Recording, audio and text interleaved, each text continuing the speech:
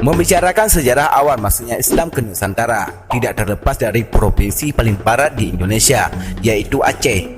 Aceh pada masa lampau dinilai lokasi paling strategis di Asia Tenggara, sehingga menjadi hilir mudik, pengembara, dan penjelajah dunia. Rakan Mertua, kali ini Bahasa News akan mengupas sejarah awal masuknya Islam di Aceh.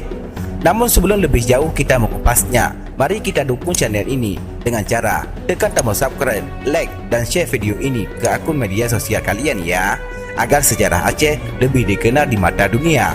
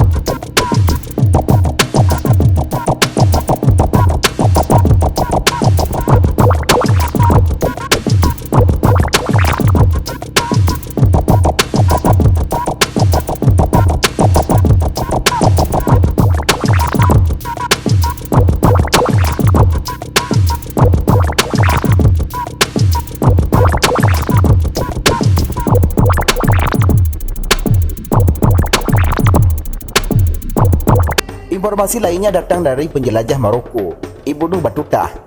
Dia mengunjungi Samudra Pasai selama 15 hari pada tahun 1345. Ibnu Battuta bertemu dengan pemimpin Kesultanan Samudra Pasai yang waktu itu dijabat oleh Malik Al-Zair. Battuta mengatakan Raja Malik bermazhab Syafi'i, taat kepada ajaran Nabi Muhammad SAW. Pertemuan keduanya ditulis Ibnu Battuta dalam bukunya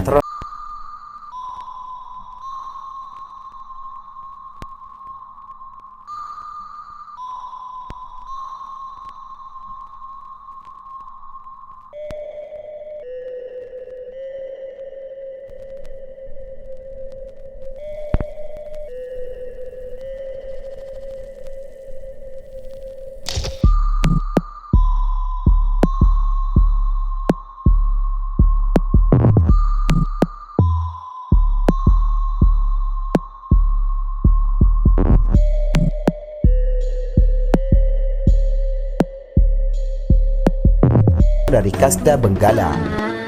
Sementara catatan lainnya berasal dari Cina, ditulis seorang musafir bernama Aishing yang melakukan perjalanan dari Kanton pada 671 Masehi.